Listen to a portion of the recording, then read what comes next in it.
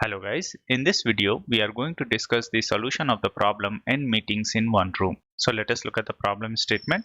The problem statement says you are given timings of n meetings in the form of start I and end I, where start I is the start time of meeting I and end I is the finish time of meeting I. Return the maximum number of meetings that can be accommodated in a single room when only one meeting can be held in the meeting room at a particular time.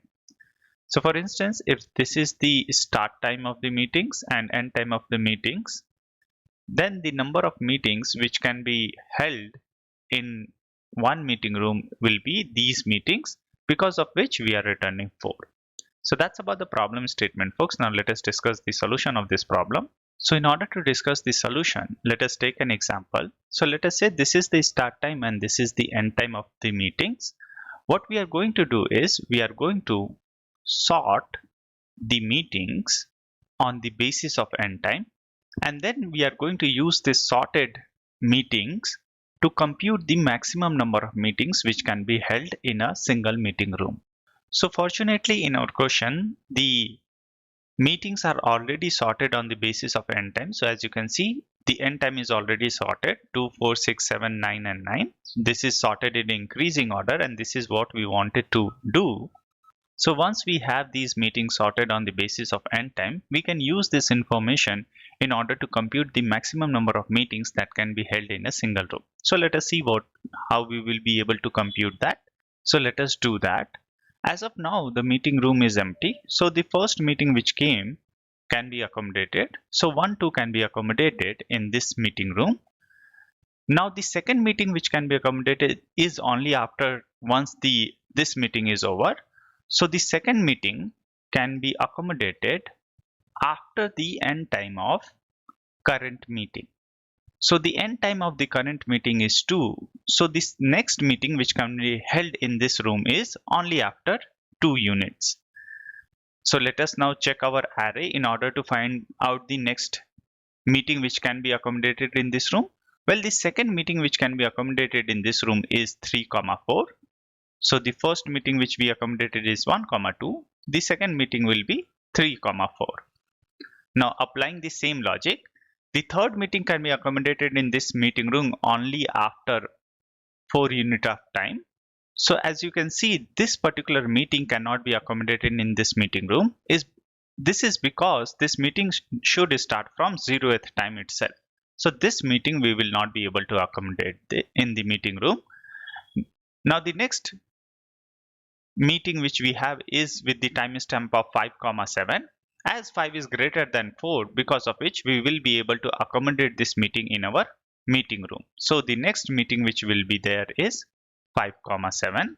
Now let us look at our array in order to find out the next meeting. So the next meeting which can be accommodated after the end time of the current meeting, which is 7. So let us look at that. So this 8, 9 is again a meeting which can be accommodated. So we are going to place it over here. After 8, 9, the next meeting which we have is 5, 9, as 5 is less than 9, because of which this cannot be accommodated in the meeting room. And towards the end of it, the number of meetings which can be accommodated is 4. And this is what we are going to return as our answer. So that's the discussion of solution, folks. Now let us discuss the pseudocode of this problem. So let us say we want to find out the max meetings, and start time, end time array is given to us, and n is given to us, which is the number of meetings. So the first thing which we are going to do is we are going to combine this s and n time array into a single array, which is, let us call this array as time array. So let us do that. So for that we will have a time array, and as of now it is an empty list. Now we are going to iterate on all elements of start and end array. So for I in range of n, and we are going to form a temporary meeting ID as of now. So the temporary meeting ID will be start of I, end of I, and then we are going to push this value into the time list. So time dot append, and in this way we will be able to form our time array. Now once we have time array with us, we are going to sort this array. So let us sort this array, and the sorting needs to happen on the basis of end time. So let us do that. So key equals to compare some custom function, and in this way we will be able to sort this. We will look into the compare function also, but this is how we are going to sort it. And this statement essentially sort the array on the basis of end time. Once we have sorted it, now we want to find out the maximum number of meeting. So let us say answer equals to 0, which holds the maximum number of meeting, and end time for now is equals to -1. Now let us iterate on all the meetings which is possible over here. So for I in range of n, so the first thing which we are going to check is whether meeting I or time I can be held in the meeting room or not. So for that to happen, time I start should be greater than end time. Recall from our earlier discussion, a meeting can be held in the meeting room only if its start time is greater than the current meeting end time. And this is what we are checking with this condition.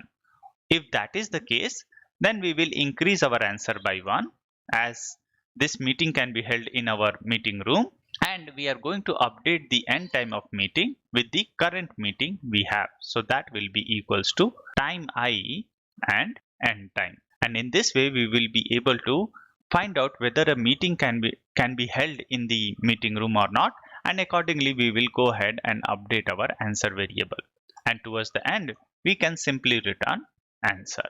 So that's the entire pseudocode, folks. Now let us just look at the compare function. So this compare function is rather straightforward. What we are going to do is def compare an entry of time list which we had, and since we have to sort on the basis of end time, and the end time is kept at the first location, so this x, please recall, it has two values over here, start time and end time.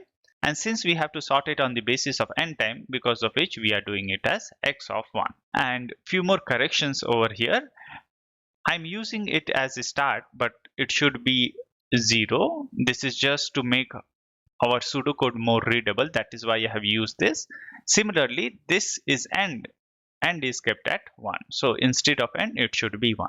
So that's the entire pseudocode, folks. Now let us see how we have implemented this in Python and C++. So first let us look at the Python implementation.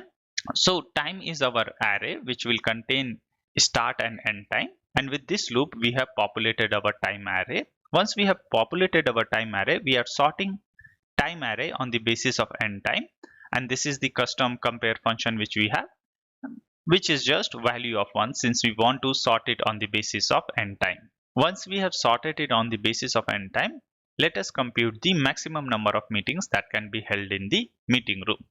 So if the start time of current meeting is greater than the previous end time, then in such case meeting can be held in this meeting room, because of which we are updating our answer and we are updating our end time, and towards the end we are returning answer.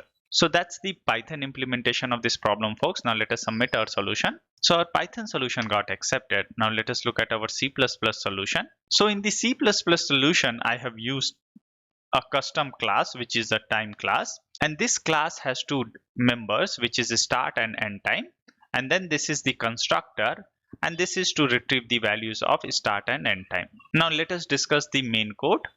Over here we have created a vector of time, and with this loop I have populated the time list. Once I have populated the time list, I am sorting it on the basis of end time. And if you look at the custom sort function which is over here, this is essentially, so x and y are the two times which we have, and since we want to sort it on the basis of end time, that is why x dot get end time is less than y dot get end time. And after sorting it, the next step is to find out the number of meetings that can be held, which is answer equals to 0 and end time equals to -1. Then we are checking whether a meeting can be held in the meeting room or not.